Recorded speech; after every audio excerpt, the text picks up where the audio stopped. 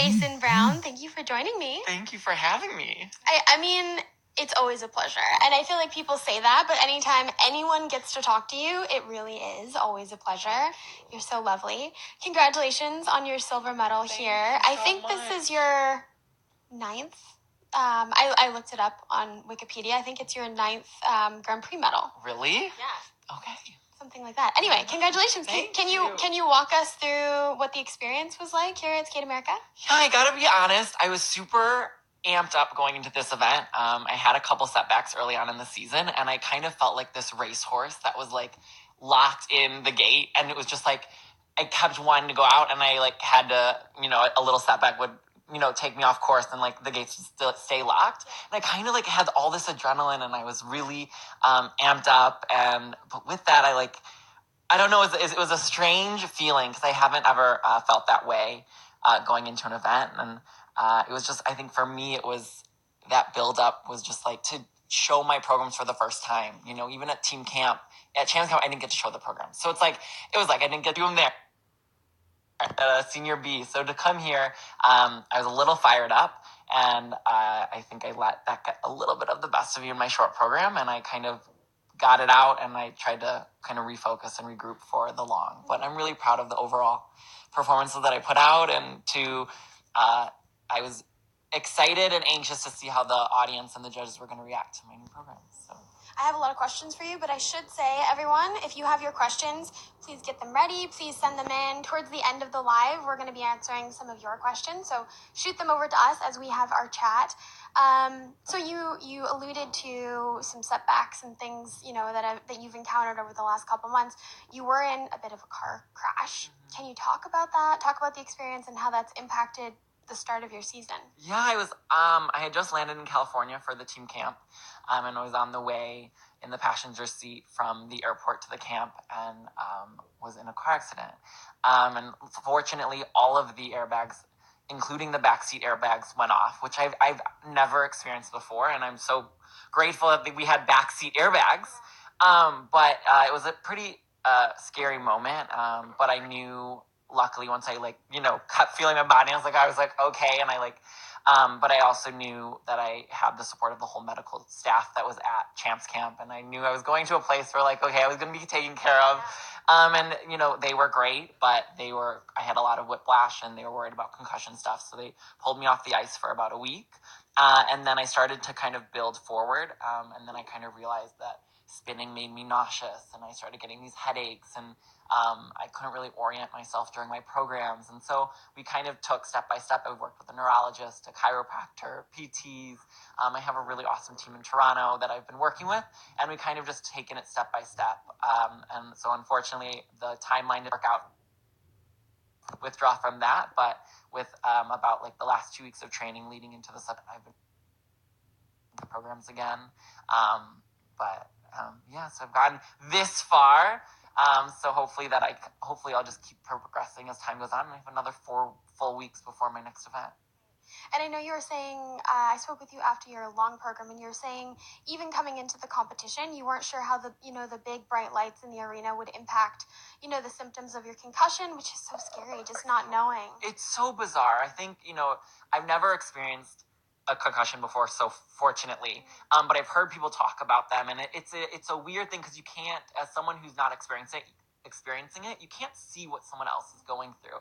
So it definitely made me more empathetic and more understanding of what it's like to have a concussion. But the scary thing is people keep talking about things will trigger your symptoms, and you're like, what?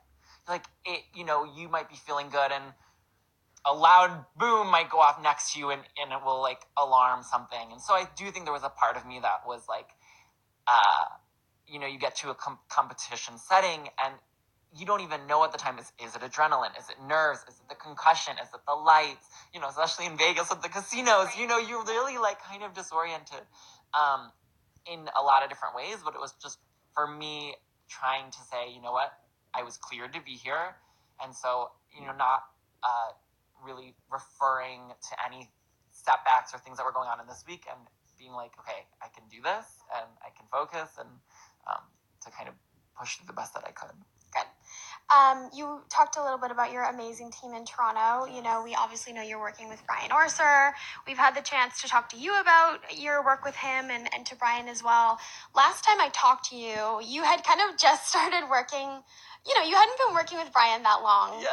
And you were talking about how important it was for you to impress him and how you looked to him so frequently for not validation, you know, but you know, you really wanted to.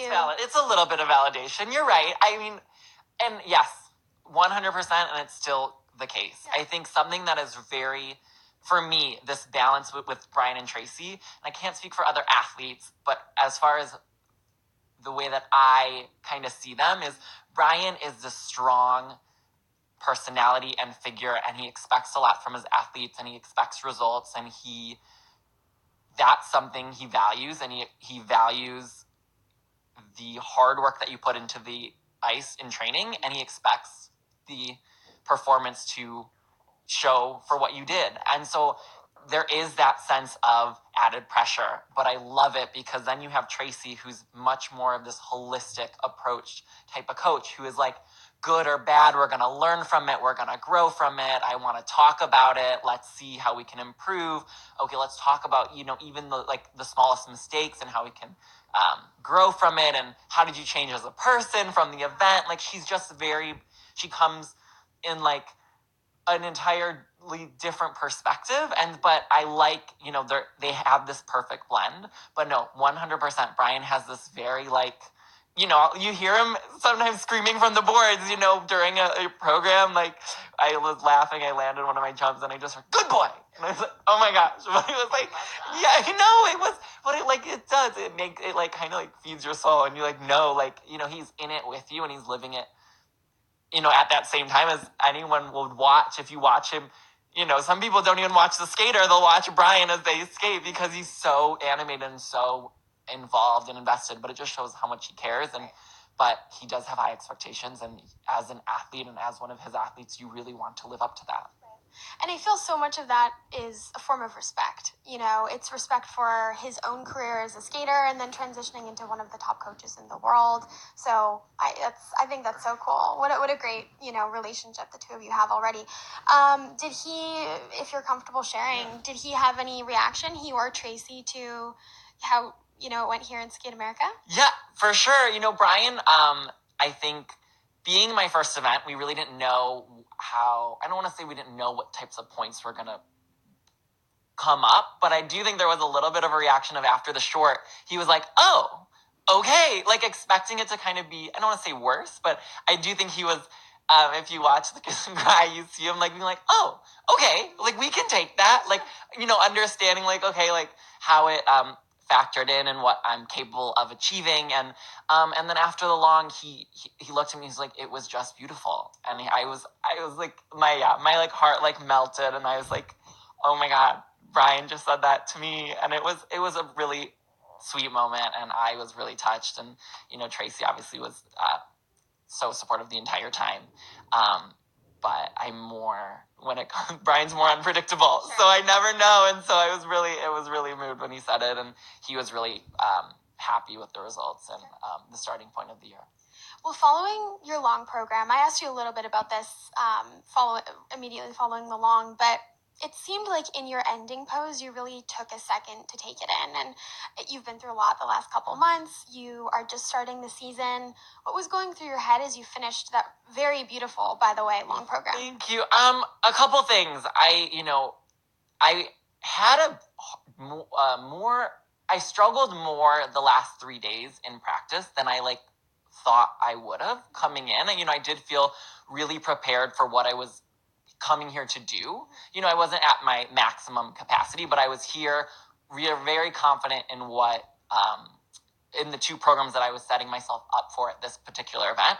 And for whatever reason, I had this extra adrenaline or this extra shakiness of excitement that I couldn't shake throughout I feel like it's throughout the week, but it's just really 3 days. So I was struggling a bit in practice. So I think it was just Jason, calm down, and I feel like I was able to do that for most of the program, so there was a sense of relief. And then the other part is I've been waiting to kind of debut this program, and it does mean so much to me, and I wanted to do it justice.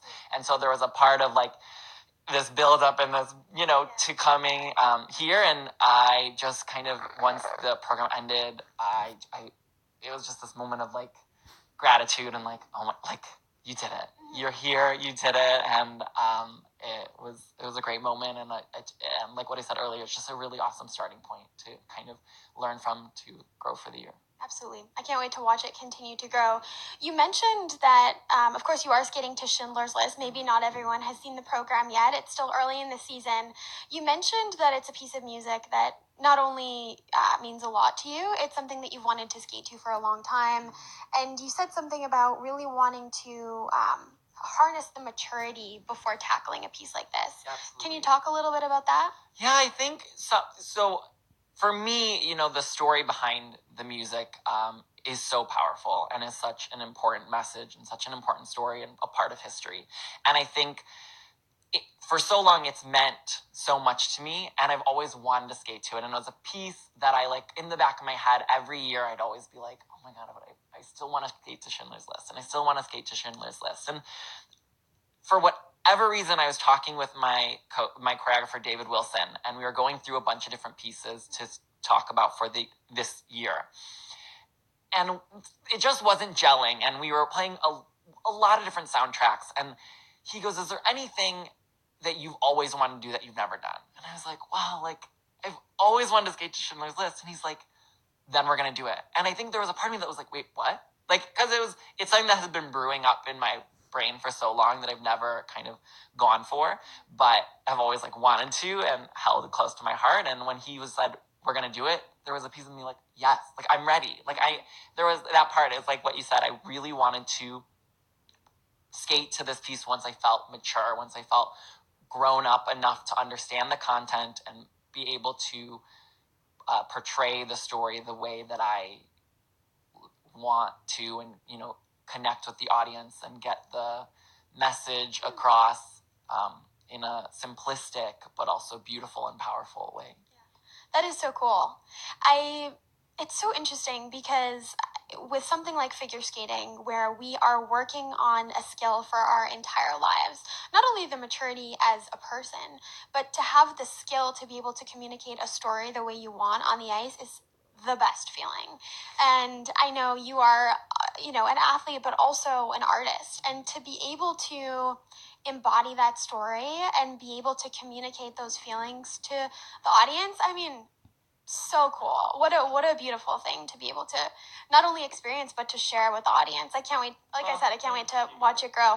I had the opportunity to talk to Nathan last night after the competition. We were talking about the balance of, quads and athleticism and all of the technical aspects of men's skating and the artistic aspect of men's figure skating. And he mentioned you and how he really admires you and your artistic ability and what people see in your skating. And even when you're not necessarily doing the quads, the way that people appreciate what you bring to the ice artistically as well. Can you talk about, the comment, but also that perspective on men's figure skating? Well, I'm just so flattered. I think so highly of Nathan. I think he's truly the best skater in the world, and I look up to him and respect him so much and what he's brought to this sport and what he has pushed people in this sport to do. I think is just absolutely incredible. I think he really has this amazing blend of both. I think he's so artistic, and I think he really performs well. And I think the jumps, without anything, they look too easy, too simple. Like, I'm so jealous. Let's just put that out there. I'm so jealous of Nathan. But I think he's also pushed me to make my artistry so much stronger, because I work on my quads every day and I struggle through it, and I'm really trying my best, and it's still a huge goal of mine to land a quad in competition. And I feel that I'm getting closer to that goal, but it's a struggle. And I think in the meantime, I have to keep pushing all the other elements of the program to maximize my points and to continue to to develop in the sport and to push those limits. So I think he's really pushed me to do that.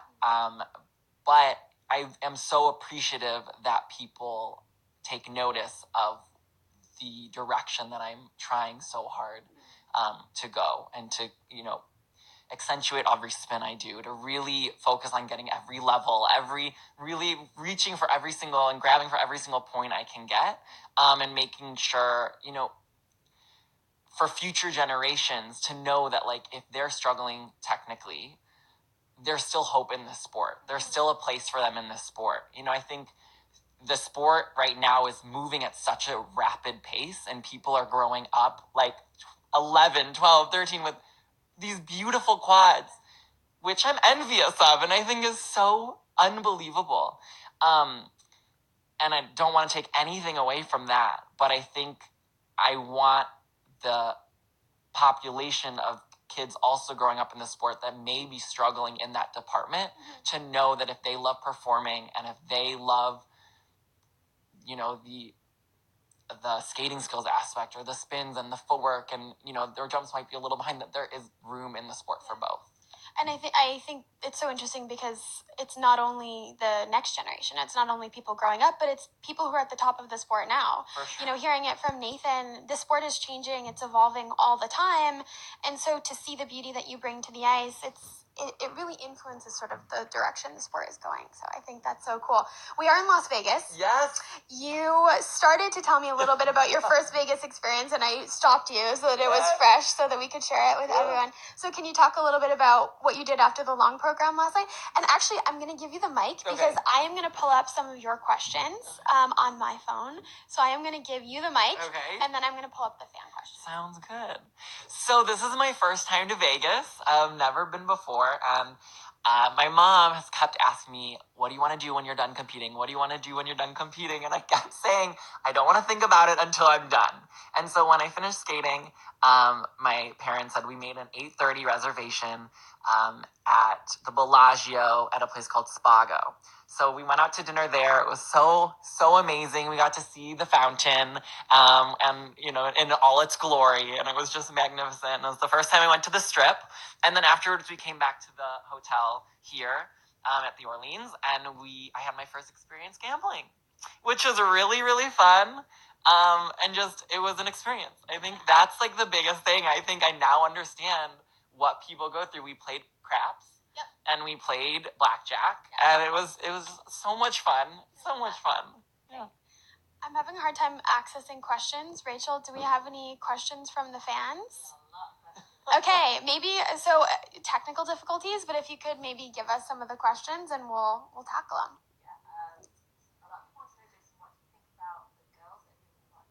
Okay, so I don't know if you guys can hear our producer back there, but one of the questions is what Jason thinks about the girls doing quads. Like I said, even with the men, I think it's incredible the way that the sport is progressing and that they're pushing the sports. I think if you can do it, do it. I mean, I think that's the same thing. I sometimes laugh when people ask me about, like, why aren't you doing the quads? Why aren't you putting them out there? And they're like, if I could do it and it was consistent, I would. There's no part of me that's like, haha, I can do them and they're so good, and I'm not putting them out there. So I really do think it's incredible. And I think it's exciting at this point with the girls. This is really the first generation of girls doing them. So I'm kind of excited to see where it goes. It is interesting. I think for me, it's more about, we'll see how it develops. I think it's really, it's really the first kind of year or two that it's starting. And so you kind of see where it's going to go. And yeah. I think it's interesting too, because looking back, 10, 15 years to when quads were becoming more and more popular for the guys to be doing, the quad plays such a different role now in men's figure skating than it did then. Yeah. And so it's, I'm curious to see what it looks like in women's figure skating in 10, 15 years. 100%. I remember so vividly when I landed my triple loop, my coach looked at me and was like, this is such a huge moment. You just landed your first triple that you're never going to have to add a rotation to. Like, this is the hardest, and I remember, because that was the time where people were just really doing sow and toe. And it was that was where the sport was. And it was we celebrated with the fact that I landed this jump. We're like, we knew that sow and toe, we were, you wanted to work on, and loop it wasn't even a question. And I don't know why in that moment, but that was, it's like what you said, 10 to 15 years ago, I wasn't raised to be like, you're gonna, yeah, exactly, quad loop, quad flip, quad lutz. Now it's like people, when it comes to quads, people look at it just as an overall thing. People might be people just do quad lutz, or people just, it's not really like you learn them in order. You just whichever one, comes first, you do. And so, but people are really being raised in such a different mentality, and the way that their training is so different now. So I kind of fell within a little bit of a generational gap, but it's working for you. I'm trying to do the best that I can. Next question. Oh. Let's go with currently competing, so that you don't feel awkward when you don't say me. Because obviously, I was a little jealous when I saw you dancing with Daisuke Takahashi. I was like, oh my gosh. But oh my god, that's so exciting. I think, okay, I would have to go with someone really small because they don't really have the strength at the moment. Hopefully I would gear up. But oh my gosh, if I could... That's a great question. If I could do dance... Oh my gosh. Is there someone you think I would be really well paired with? Well, would you pick pairs or ice dance, first of all? Which do you think you'd be better at? Okay, I think ice dance because I don't think I can lift anyone straight over my head. Fair. I just think I think that's too much, and I'm way too afraid of tripping. Of even thinking about it. So I'd want someone it would be ice dance for sure. Who would I do? Who would be a good fit? Let's think about it. I guess it doesn't have to be someone from the U.S. necessarily either. I don't know. Maybe we should think about it. No, send in your recommendations. Yeah, maybe send in your recommendations and we'll do a reaction. It'll be more of a reaction video than an answer. Yeah. I'm curious to hear the recommendations. Okay, shall we do another question? A lot of people asking how Evgenia and Yuzuru. Yes. Yeah. How are Evgenia and Yuzuru doing over in Toronto with you? You know what? They're doing great, and they're both going to be at Skate Canada next weekend. So stay tuned for that. I'm really excited. They're both excited to get the Grand Prix series started. But yeah, I don't want to give away too much because I know that the club is pretty private as far as the training. But overall, they're doing awesome. But you will see in less than a week. And you're going to France, right? I'm going to Japan. Oh, Japan. Oh. Yeah, the last event. So I have a full, not till the very end, the last event. How are you feeling? I don't know if I need to repeat it or not, but for the sake of these technical, we're going to repeat it. So how is Jason feeling about NHK? I feel great having this event and knowing that I have a whole 4 weeks leading into NHK. So I think it definitely gives me a little bit of, right now I feel very relaxed knowing that I have these 4 weeks. But I'm excited to debrief with my coaches and, kind of gear back up to get back full swing and now have that full 4 weeks to do as much damage in the positive way I can on practice ice to then be ready for NHK. And it's always amazing to be in Japan. And be healed even further. Exactly, 100% to continue that path. Yeah. And I think with any injury, with any sort of issue, the more time, it's always reassuring. So that'll be nice. Absolutely. And just getting more of that repetition and the training time. Are you trying any other quads apart from the SAO? Are you working on any quads apart from the quad SAO? So this summer, I was working on SAO, toe, and flip. And now I really just started to focus on SAO and toe. So I work on SAO and toe every single day. And then flip we kind of put on the back burner at the moment. Maybe we'll do 2 more questions and a quick wrap up. Any crazy fan experiences? Yeah, what's your craziest fan experience so far? I'm sure there will be many more to come, but... I think, I don't know if it's the craziest fan experience, but something that I found, it was a kind of a surreal moment for me, is one of the trips that I went to Japan in, we were flying in and out of a smaller airport, and we left the same day. Probably most of the fans that flew into that event were going, and I remember walking into the airport And the next thing I knew, I was completely swarmed, and I had no idea where my coach was, and I had no idea what was going on. And you're kind of, it's that day after, you know, the last day of competition, and you get up, and generally these flights are really early in the morning, and you're kind of disoriented as it is. And I just remember I was completely lost, and I didn't know where to go, and I was just swarmed, and people were screaming and taking pictures. But it was like a really cool experience, because you don't get that kind of, I don't want to call it like a rock star experience, but kind of like what I would imagine like people to feel like. But it was just, it was a little scary because I had no idea what was going on. I didn't know where to look or where to turn. But I think that was kind of for me the most like jarring, but in a cool, positive, like bucket list check off my list like kind of way. Yeah. I understand what you mean. It's so interesting to experience that because it's so new and it's you're trying to figure out how to handle it, and it's something you haven't experienced before.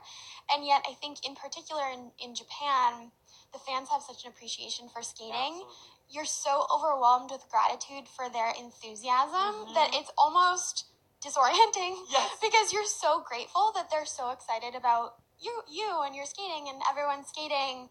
It's such a unique experience. Is that what you feel? Unbelievable. It's exactly what you're saying. It's like this moment of like you're surrounded by all these screaming people in the most positive way. So it is, yes, it's like this, you're so grateful and you're so amazed, but at the same time you're like, wait, I have no idea where I am.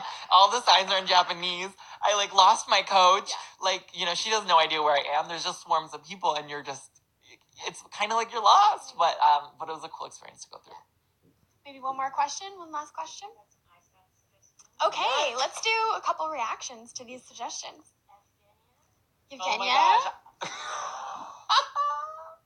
Okay. I love that. I mean, she's amazing. I don't think she is the most focused, determined, like, blinders up skater that I've ever trained with or had the privilege of watching. So I bet, like, if we were an ice dance team, oh my God, she would teach me a lot about, like, you get it done. You like, we're gonna do this. So that would be exciting. We'd be motivated. And you guys are such a wonderful combination of training mates. You seem so supportive of one another, and I know you're friends as well. So that would be cool. I would do that. I'd go for it. Yay. Oh, I love her. I love her so much. She's so I sweet. would do it in a heartbeat as well. Yeah.